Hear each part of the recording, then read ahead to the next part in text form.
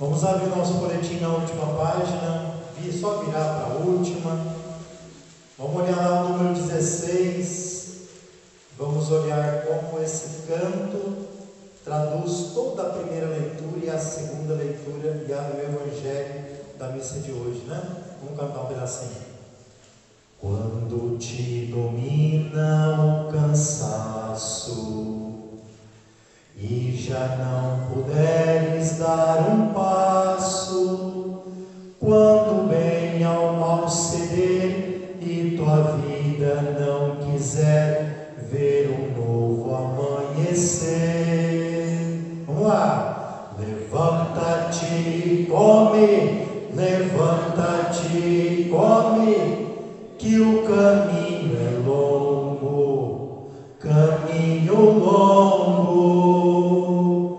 Eu sou teu alimento, ó caminheiro. Eu sou o pão da vida verdadeiro. Te faço caminhar, vale monte atravessar, pela Eucaristia. Eucaristia. Depois, se a gente fosse cantar, olha como começa. Quando te perderes no deserto e a morte você sentir de perto. Depois, quando a dor, o medo e a incerteza tentam apagar a tua chama acesa, né? E a segunda leitura fala disso, do Espírito Santo, né? Quando você não achares o caminho, triste e abatido, vai sozinho. É um pouquinho a realidade desta nossa liturgia, desse 19º domingo do tempo comum. No Evangelho, Jesus nos diz que quem nos atrai a Ele é o Pai. O Pai te atrai a Jesus. Portanto, às vezes, numa situação que nós estamos assim, perdidos, sem rumo, parece que não tem mais luzes e esperança para saber o que fazer. De repente você percebe que algo te levou a Jesus, que algo te tirou dali, que você pensou que não ia sair pelas suas forças e não ia mesmo. É o Pai que te leva a Jesus. Leva porque o batismo nos torna filhos de Deus. E o Pai, o Divino Pai Eterno, não vai deixar um filho e uma filha desamparado. Jesus hoje no Evangelho começa dizendo de murmuração de novo. Igual a primeira leitura que nós ouvimos os domingos atrás do Êxodo, né? O povo está murmurando porque Jesus diz: eu sou o pão descido do céu. Portanto, a murmuração, ela te cega e não te deixa ver quem é Jesus. Diante daquele povo estava Jesus, o Deus vivo e verdadeiro. A murmuração, quem é esse que está dizendo que desceu do céu? Como que ele desceu do céu se eu conheço o pai dele, que é José, sei quem é sua mãe, sei aonde ele mora? Como que ele desceu do céu? E aí começam a murmurar, porque ele disse que ele é o pão vivo descido do céu. Cuidado, que a murmuração pode te impedir de ver Jesus, de ver Jesus falando com você através da palavra, de ver Jesus te alimentando pela Eucaristia e pelos sacramentos. Olha que situação terrível. Chegou um dos maiores profetas do Antigo Testamento, chamado Elias.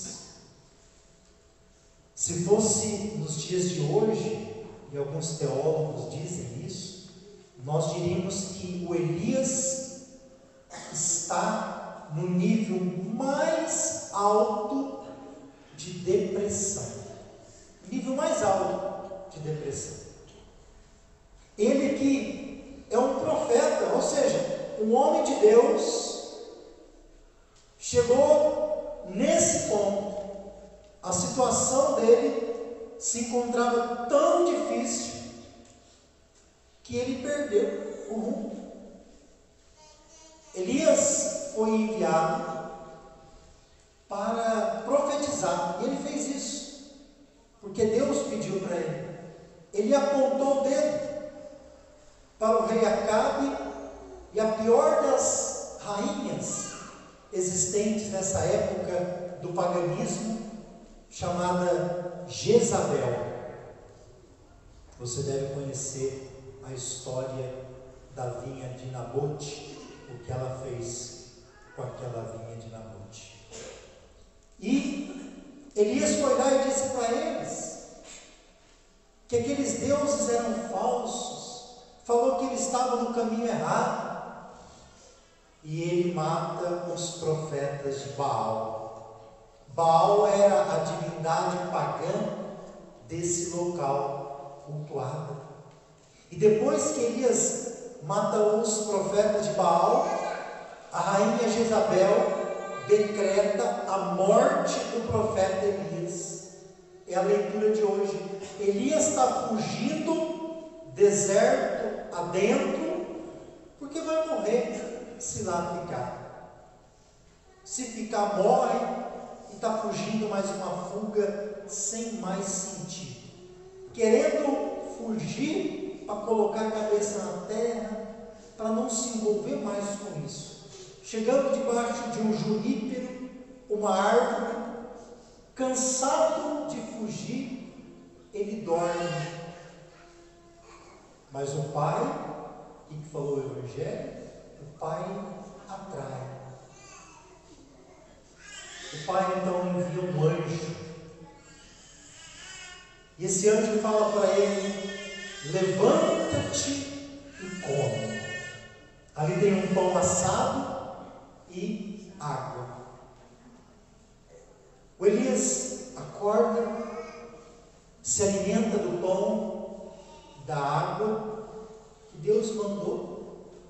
Só que a situação dele está tão difícil que ele vai voltar a dormir. Olha o que ele chega a pedir nesta fuga: agora basta, Senhor, tira a minha vida. Elias dizendo isso. Ele chegou num ponto: tira a minha vida. Talvez não encontrou apoio de outros, não sabia o que fazer. Tira a minha vida. E ele volta a dormir, mas não é um sono restaurador. Sabe aquele sono que parece que você dormiu com a luz do quarto acesa e você acorda sem energia? É assim que o profeta Elias está. Ele dorme, mas cansado. Só que de novo o Senhor envia o anjo para ele, envia de novo o alimento, pão e água. Só que dessa vez ele acrescenta uma frase, uma palavra: levanta-te e come, que o caminho é longo. E aí o profeta Elias vai levantar: levanta-te e come, ainda tens um caminho longo para percorrer. Vamos repetir juntos? Repete comigo: levanta-te e come, ainda tens um caminho longo para percorrer. É para você, meu irmão. Levanta e se alimenta de Deus, porque Deus é tão interessante que ele podia ter alimentado o profeta Elias e falado para ele assim: Elias, estou te dando pão e água, enche a barriga e vai para casa. Enche a barriga, volta a dormir. Deus não deu baixa na carteira de trabalho de Elias. Deus não aposentou o profeta Elias. Não baixou a sua carteira. Elias, alimenta, levanta e come.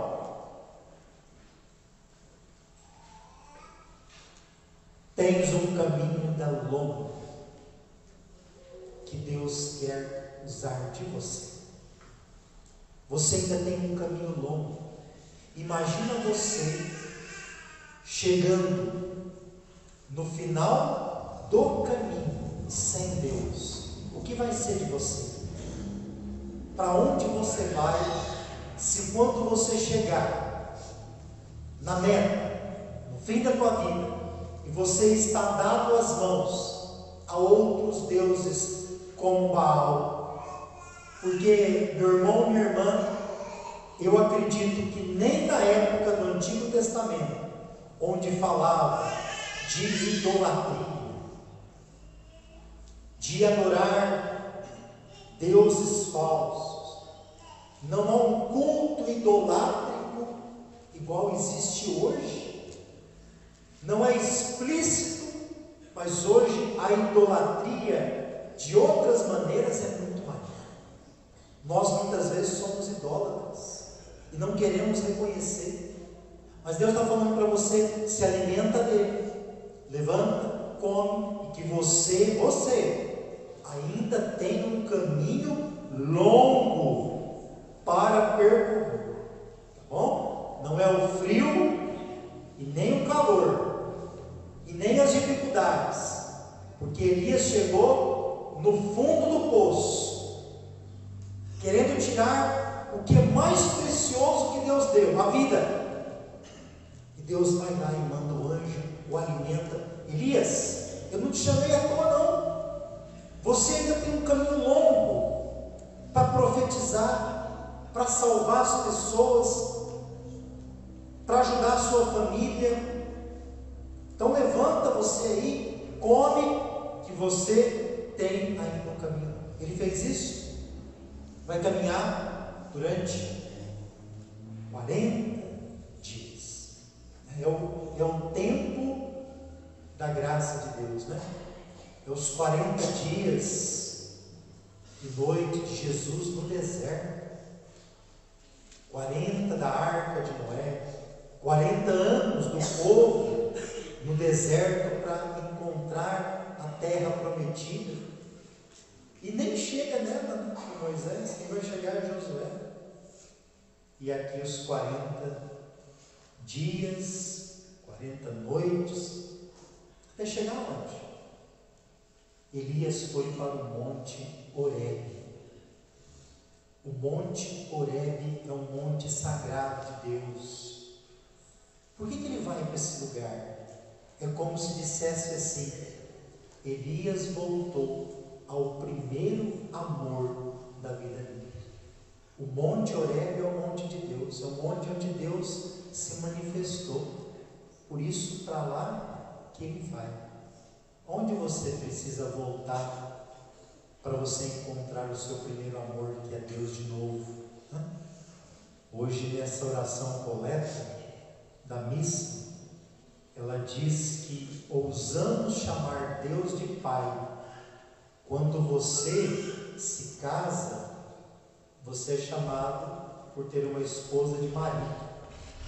Mas quando você gera filhos, você é chamado com o mesmo nome que Deus é chamado. Você já pensou nisso? Deus é chamado de Pai. Pai eterno. Jesus o chama de papaizinho, que é Abá. Como o Pai me enviou, eu também vos envio. Então o Pai aqui na terra é chamado pelos filhos do mesmo modo que Deus é chamado de Pai. Portanto, a tua responsabilidade aí como pai é de levar os filhos, de atraí-los para Deus, como disse o Evangelho de hoje. Deus abençoe os pais nesta missa onde nós damos abertura à Semana Nacional da Família, nesse dia de Santa Clara, ela que foi uma grande, também a patrona, né, das comunicações, da televisão, ela nos ajude a comunicar esse amor de Deus. Louvado seja nosso Senhor Jesus Cristo.